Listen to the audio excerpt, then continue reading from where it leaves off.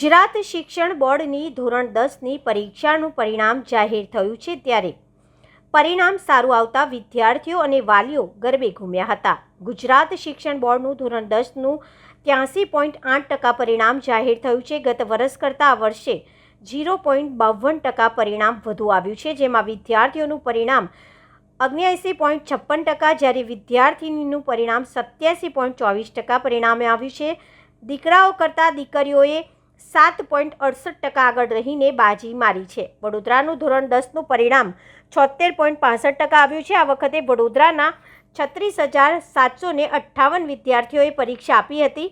ધોરણ 10ની બોર્ડની પરીક્ષામાં 28,175 વિદ્યાર્થીઓ પાસ થયા છે. બીજી તરફ પરિણામ સારું આવતા વિદ્યાર્થીઓ અને વાલીઓ ગરબે ઘૂમ્યા હતા. મારું નામ ગરિમા જાધવ છે. હું ધોરણ 10માં અભ્યાસ કરતી હતી જય અંબે હરણી ખાતે, અને મારું પરિણામ ખૂબ જ સારું આવ્યું છે. A1 ગ્રેડથી હું પાસ થઈ છું.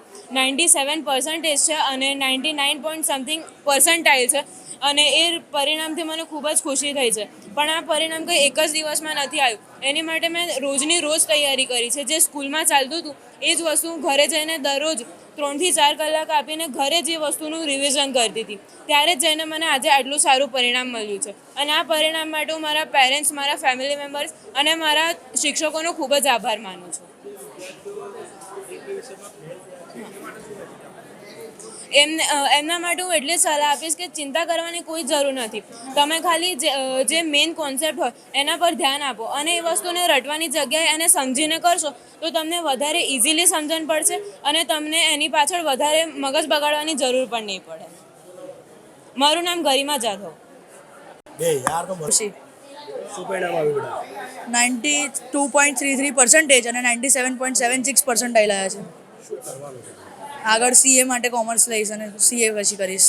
એક મહત્વનો પ્રશ્ન કે તમે સોશિયલ મીડિયા ઉપયોગ કરો? એટલો નહીં, એક દિવસનો ખાલી કલાક, વધારે નહીં. ઇન્સ્ટાગ્રામ? હા, પણ 15-20 મિનિટ, વધારે નહીં. ફેસબુક? ના. ટ્વિટર? ના. યુટ્યુબ? ના. ઓકે, શું મેસેજ આપવા માંગશો? તમે તો હવે 11thમાં આવી જશો, કોમર્સ લેશો, 10thના વિદ્યાર્થીઓને શું મેસેજ આપશો? 10thના વિદ્યાર્થીઓને કે તમે બહુ બોર્ડ એક્ઝામ એમ કરીને ડરી ના જતા. તમારી મહેનત કરજો એટલે તમને તમારું પરિણામ સારું મળશે જ. ભગવાન તમારી બધા સાથે જ હોય છે એટલે હેલ્પ કરશે જ. એક કઠોર સવાલ. હા. કે જે મહેનત નથી કરતા એ તો ફેલ જ થવાના? હા, એ તો છે. એ તો ફેલ જ થશે. મહેનત નહીં કરે ફેલ? ના, મહેનત નહીં કરે તો ફેલ જ થશે.